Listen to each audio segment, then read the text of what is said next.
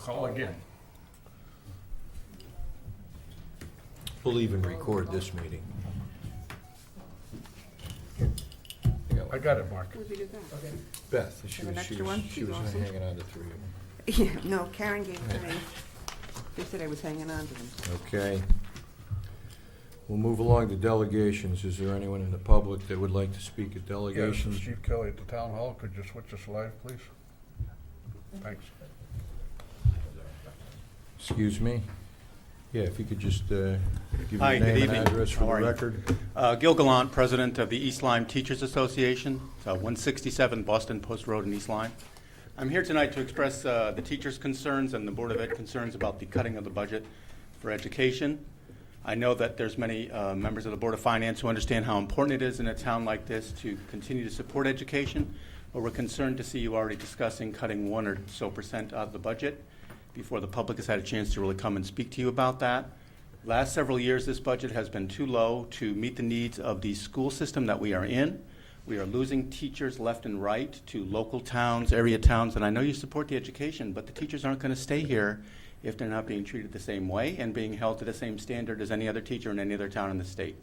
This new supervision evaluation plan makes it just as equally difficult for a teacher anywhere to teach as it is in East Lyme. So there's no sense for a teacher to stay here making $10,000 to $15,000 less a year and being held to the same standard as anywhere else. Also, we know that if we do not fund this budget to a certain level, we're not going to be as good as we were 5, 10, or 15 years ago. When I got into this district, we always bragged about how good we were, how wonderful we were. Well, we can't continue to be wonderful if we keep giving a 2 or 3% budget. We're not keeping pace with the cost, the rising cost of health care, salaries, the cost of supplies and books and things like that. We know that we want to be there, but we have to pay for it. So unfortunately, when you talk about supporting education but cutting the budget, that's not really what's happening. Things have to be cut. Since I've been here, teachers have just not been, positions have not been filled when teachers have retired, programs have not been reenacted. We've lost early childhood Spanish languages in the elementary schools. All those kinds of things that are necessary for children to learn just aren't going to happen if we continue to cut the budget like this. So I'm expressing the concern of the teachers union, but also the parents that I've spoken to and to the administrators that aren't here necessarily, but I just wanted to speak for that tonight. Thank you. Thank you. Thank you. Do I see another hand up? Dr. Lombardo. You can call me Jim, Steve. Ah, okay. 12 days into retirement. That's it. I think Jim works pretty well. You'll be back.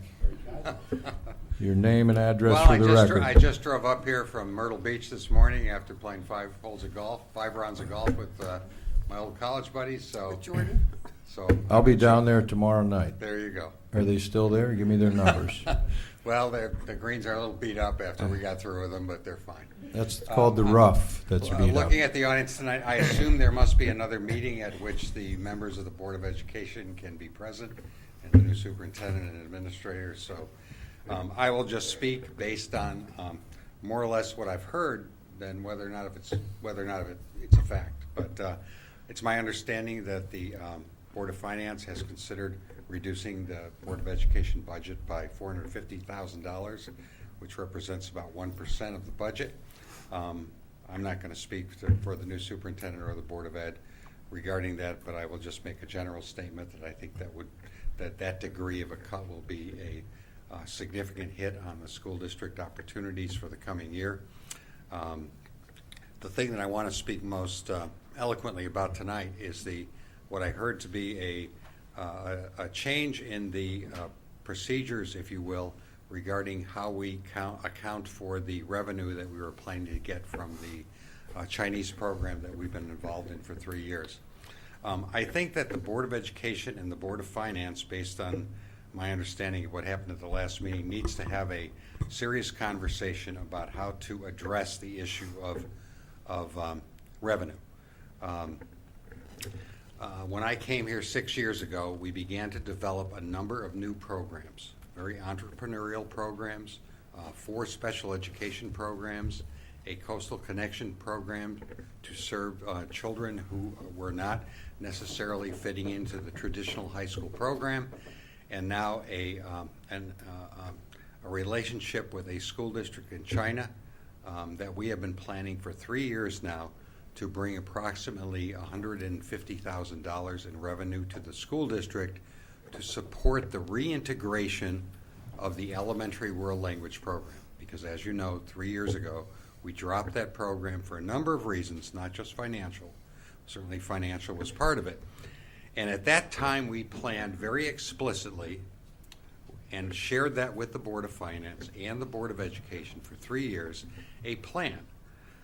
And that plan was to grow a program and a relationship with a school district in China over a 3-year period to prepare for the 4th year when approximately 10 students from Guangzhou would come to East Lyme, would bring approximately $150,000 of tuition money to the district, as well as funds to support services for those youngsters who will need services beyond the regular program, namely and primarily English as a second language program. The $190,000 that we have listed in the anticipated revenue was to cover not only the $14,500 of traditional tuition revenue, but also the monies that we will need to hire staff to support those 10 youngsters. They will need some educational support. And I have heard, and maybe I'm mistaken, that the Board of Finance has indicated that they wish that $190,000 of estimated revenue to come to the town rather than to the school district.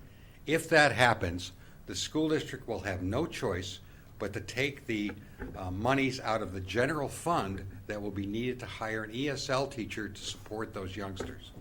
That $190,000 is about $50,000 more than what the regular revenue would be to the school district from the tuition. So I would urge you to have a conversation with the board and not to penalize the Board of Education for doing what it has been doing ever since I've been here, and from my understanding, for a long time before that. And that is, frankly, when we have unique programs like this, we work very hard to generate revenue from outside sources. For example, in Coastal Connections, we worked very hard to entice students from neighboring districts. We've had 4 kids here over the last 5 years who have brought approximately $20,000 to $25,000 a year into the district to offset the cost of that program. We've created 4 special education programs over the last 5 years, and we've enticed other school districts to bring to us as much as $40,000 per child to be part of that program. What that's done for the town and for the school district is reduce the cost of that program for our youngsters, well below what we were paying for tuition and transportation to serve those same youngsters in districts outside of East Lyme in the past. So I think you're going down a slippery slope if you expect as a Board of Finance to have the money that we worked really hard to create a program for to come to the school district to pay for the costs that we will incur next year to have that come to the town as, in effect, a service to the taxpayers as opposed to a reduction in cost of that program, which in an indirect way will support the town. We have included the $190,000 on the revenue page, but the cost of the teachers that we will have to hire in the general fund budget have not been added to the budget. So if you're going to take the 190 and shift it down to the town, then you also need to add that 190 back into the school district budget to support the people that have to be hired to support that program. Same goes for Coastal Connections. Why not ask the school district to send the tuition for that program back to the town? If you do that, then you also have to add that back into the school district side, because we haven't budgeted for that. We've simply anticipated that those monies will come to reduce the budget, to therefore reduce the amount of money we have to ask you guys to do. So those costs have not been included in the regular budget. Yeah, If you take them out of revenue, The school district's in We're, trouble. we're aware of all that. Okay, well, Okay? I don't wanna I beat haven't dead talked to horses. anybody from the That's school fine. district, so We I just asked- want to say my piece as a All right. citizen. I'll bring it up later in comment, but no, I appreciate everything you said. I think the board entertained that, but All right, Yeah. well, I'm not aware of that, so I Okay. think as a citizen, I think it's a good idea to encourage the school district to be entrepreneurial like this. And it will be very difficult for administrators to want to do the kind of, I'm sorry, am I? No, go disrupting? ahead. Okay. To do the kind of work that will be necessary to encourage people to want to come here to pay tuition for these kinds of unique programs if there's not some potential reward at the end. There's no benefit to the school district to just bring more kids into the district. So I hope you will reflect on that before you make your final decisions on the budget. thank you. Okay.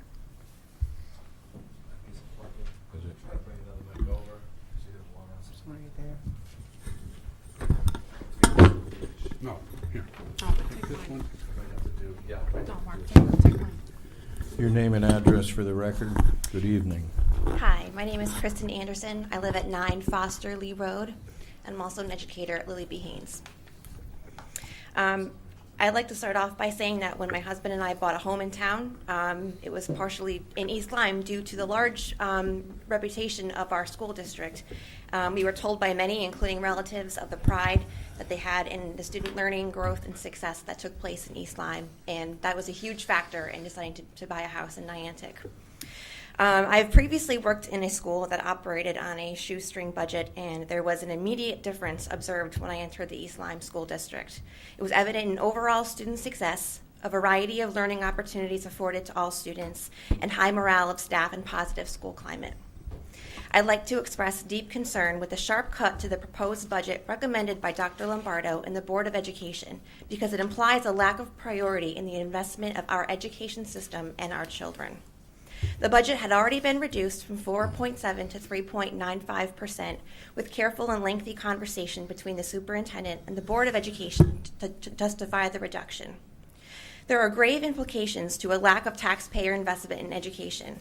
I have personally seen the results, and I can assure you that there is no individual who does not suffer as a result. Students who are denied access to necessary services fail to succeed and progress. Typical students lose instruction time and/or a positive class environment due to strains on a teacher to provide adequate support to all students. Teacher morale drops and staff become discouraged and frustrated, which impacts the ability to provide purposeful, well-planned, and engaging instruction. Walking into East Lyme schools currently, you see happy and engaged students, staff who teach with fervor and passion and smile at anyone they cross paths with, and evidence of student learning around every corner. Do not assume this is the case in any school outside of East Lyme, because it is not. These qualities exist because of the investment the town has put into the future of its children by providing ample, but not an overabundance of financial support. East Lyme is a special district largely due of its taxpayers' understanding of the importance of educational investment, but that investment needs to be continuously put in. As an East Lyme taxpayer, I want my taxes to be invested in the future of our children and the education they receive. As an educator, I understand that the considerations of an education budget stretch well beyond projected student enrollment, and let us not forget that a projection is essentially a gamble and must include special education, mandated intervention instruction, assessment and evaluation requirements, and rising costs of supplies and energy, to name a few factors. I am proud to teach in and live in East Lyme, and I am excited for my children to one day have an opportunity to be a part of this wonderful education community as well. But in order for this type of system to continue to exist, we must continue to provide proper investment of resources. Consider a budget more reflective of that investment than the one currently being considered by the Board of Finance. Thank you. Thank you. Thank you, ma'am. Chuck? Well, yeah, he's going to be here for a discussion about Okay. capital. Which I'd All right. request the chairperson if we could move that part up on our agenda. That's fine. As it's nothing specifically identified, then Chuck can go home after a long day of work. Okay. Seeing no one else for delegations, we'll move that forward. Okay. The last meeting, we talked about capital and the capital investment, the vehicle acquisition program, and we questioned, it was voted upon to strike a few items from our vehicle acquisition program. Chuck wants to explain what we're doing, why it's important to get those couple vehicles that we identified. In the meantime, I'll let you know that we've identified some other cuts that will not only make up the difference, but actually be ahead of that. So, Well, actually, I think what we did was identify about $58,000 in decrease right, and made some suggestions okay, and then said, but you guys go Okay. take away whatever you want to take away as long as you come up with at least $58,000. okay. I guess I didn't hear it that crystal clear.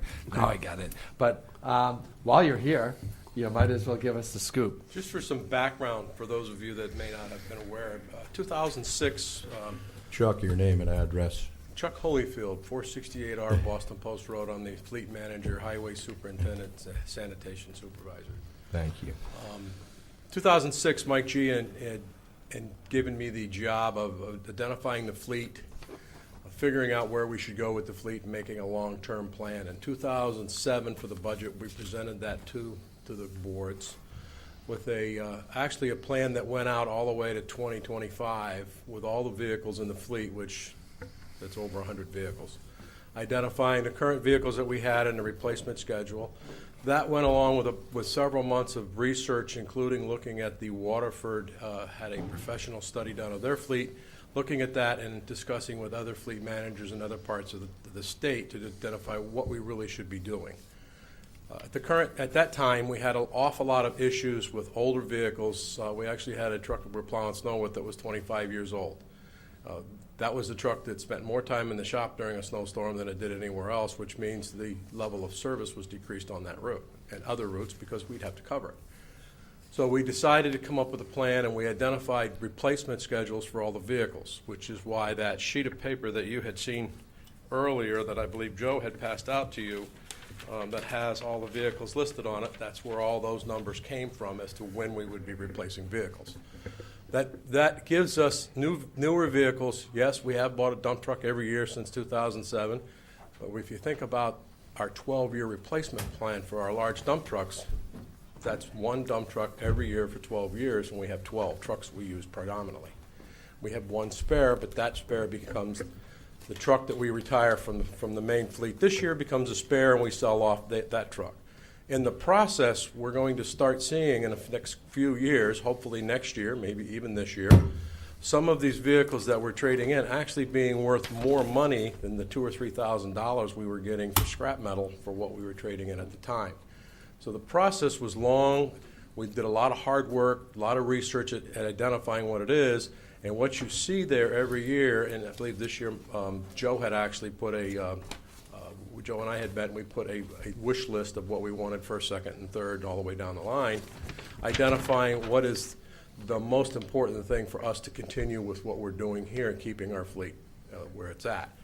Thus, that's why we ask for a dump truck every year. And then when it comes time to replace a garbage truck, we have that every second or third year because we don't need one every year to keep the three main trucks on the road. This process has been identified as being an important part of us keeping our fleet up and keeping a good level of service to what we're doing every year. And I think the last two winters with the amount of snow we had proved that it works. So, any questions that you have for me? So where did you end up? We end up with what we're looking for this year was number one, I believe, was the dump truck. Number two was a pickup. Number three was a payloader to replace the payloader that's a 2001 at the transfer station. So that means that payloader is now 14 years old. It'll be 15 years old when we replace it. 15 years is about as long as I want to keep a payloader, especially one that works up there and the ones that we use in the wintertime. We have to have reliable stuff. And that ends up with approximately $71,000 worth of deductions from. I'm going to tell you how we're going to cut some other things in the capital improvement plan to come up with that number for you. So when people ask me, and I've had this discussion with the previous first selectman, and we're going to be asking for a dump truck every year because that's what our 12-year replacement plan is. We have 12 that we use every day, one spare, that's 13. That's going to be every year, we're going to be coming looking for a dump truck to keep that process up from our plan that we made in 2006. Are they all new vehicles, Chuck? Yes. I don't buy used vehicles to put out on the road to plow snow because it's too important of a service to buy a used vehicle and then end up fixing it. I mean, gently used, not 5 or 6 years old. I just want to understand. Yeah, we buy the same truck. We buy new trucks. We buy internationals. We have since 2006. We buy the same truck every year, the same body every year. We have one basic style. They're all pretty much identical inside. If you were to climb in one as a driver and have to come out of that and go into another one, they're pretty much all the same. Okay. And that process makes it easier for when we have drivers that have to switch a truck or we have to bring someone in that maybe only plows once a year. All the trucks are the same. Thanks. As well as obviously vehicle maintenance, if you have the same make. Yeah, no, that makes sense. That goes without speaking, I would say. Thank you, Chuck. Okay. Appreciate it. Steve. And we needed to be brought up Thank to you, speed Chuck. on how that is working. And I didn't have enough information. On the, if I can continue, Mr. Chair. Yeah, I guess we'll go back to that. So what, the sheet that lists your cuts from the prior meeting and where we are tonight, where we were as we left the meeting last Wednesday, is the general government with an increase of 3.37%. We cut $150,000 from that budget. Debt service, of course, as we discussed, remains the same. I'll skip over capital. Well, it's capital. You decrease that $71,800. And Board of Education, you decrease by to a change of 2.9% increase over last year.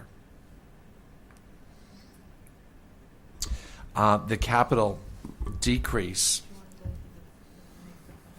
I'll go over the capital decrease first because that's a change that we seem to be on that. So there's another. Do you have this in your packet? You Yeah. do not. Yeah, we do. This one here without that. Oh, sorry. Without that narrative on the bottom. Let's take a look at that one first. I'll just take a note. We don't have it.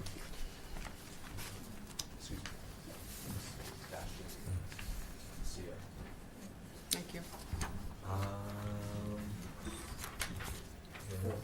No. This is our capital. I know, I don't either. I was just looking at the same thing. This is what we're recommending to cut off of our capital. The CNRE municipal project reevaluation. This is the reval. We had budgeted for $202,000 because that's the difference in the costs that we need to provide. But really, next year's budget, we only need $113,800. And the following, as the reval is finished, then we'll be paying our final bill. That will fall into the next fiscal year. So we took off $88,200 there.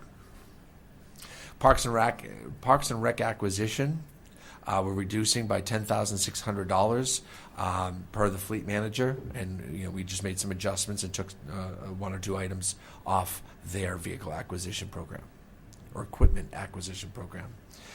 We took out the police detective vehicle. We just struck that from the plan at this point. We're going to squeeze another year out of it as we are changing over detectives, and we bring a new detective in, and we'll reevaluate that next year. But the vehicle is working right now, and we'll continue to use the current vehicle. And the vehicle acquisition, we increased it 9,708. Right, so that he can get the. Which is exactly what you heard tonight, so we can get the dump truck. We put that back in. Is that right? Because Okay. we're taking out the oxen. Taking the other items out. So we put that back in with a total reduction of $94,491. You're going to see your capital be reduced. By another 71,000. So then capital will be. Our capital is now going to go down from 11.99% increase to a 3.31% increase. So a reduction on the capital line. So the percentage change from 11.99 to, 3.31. If you approve this change, yeah. Is this the number? Yeah, we're reducing that to $1,124,705. That's the new capital budget. That's the new capital number, $1,124,705 correct? versus $1,219,100. Correct. Okay, thanks. 705. And we'll be looking for your approval tonight on that plan. In addition, we have a general, you gave me the task of cutting $150,000 out of a general government budget that we all agreed was, trim. So I believe you have a copy of the cuts in front of you, and if you don't mind, we'll go through it and we'll talk about what's being cut and how it's being cut and why it's being cut. On the very top is my salary, and I'm cutting $10,000 out of it. I'm getting blood from some of my departments, and I thought I should take some too. So I'm taking $10,000 off. Now, there's been confusion in the past of the first selectman. At one point, way back, someone didn't take an increase but did want the increase in their pension or something. Listen, it's just a cut, and it will start next year at $104,895. Period. I'm just taking $10,000 off the top. The first selectman, whoever's sitting in the seat, will be subjected to the step increases and the increases that the unaffiliated department heads get. They're just going to step back $10,000 and start from that point. Okay? Very simple. I did toy about just cutting it to a fixed amount. We'll always keep it at a fixed amount, but that's probably not realistic. Going ahead 10 years, that would put the first selectman in not a very good spot compared to the people he's managing in town. So I am cutting $10,000 off the top. To move forward, the part-time clerical. This is, as you remember, what I wanted to increase to cover the first selectman's office. Darlene has a number of weeks off because she's worked at this town hall and served our town for so long. And I just, I'm in meetings, and I'm up in Hartford and at CCM meetings and COG meetings, and I just don't. I come from a service industry. I like there to be a greeter. I like there to be the office to be open. And we're just going to forego that and do what we've done in the past, which is put a clipboard on the door. And if someone's not in the office, someone can leave a message and a note. And we can kind of review that again going forward. The ad hoc committees, this is just money for things that come up in town. I cut that in half to $3,000. Miscellaneous supplies, I cut $1,000. The administrative clerical, this is the building department. You remember, Joe came up and made a passion plea for to add a full timer. We are putting a part timer on, putting 28 hours on. We were hoping they'll put one person on for 28 hours. But we also said we'd support them in clerical, and it would only be another 5 hours, or I think 5 or 8 hours a week for a clerical in the office to cover some of the paperwork. We're cutting that out. The registrars had asked for a $500 increase each. They hadn't gotten a pay raise, either one of them, for a number of years. So we're cutting that pay raise out. The referendum primary, we're taking a risk here. I guess that's why they have contingencies. We're taking $3,500 off. We're hoping for there not to be a primary. We're hoping for there not to be multiple referendums this year on items. I don't, that will happen, but we're just hoping it doesn't happen a lot. And again, taking a risk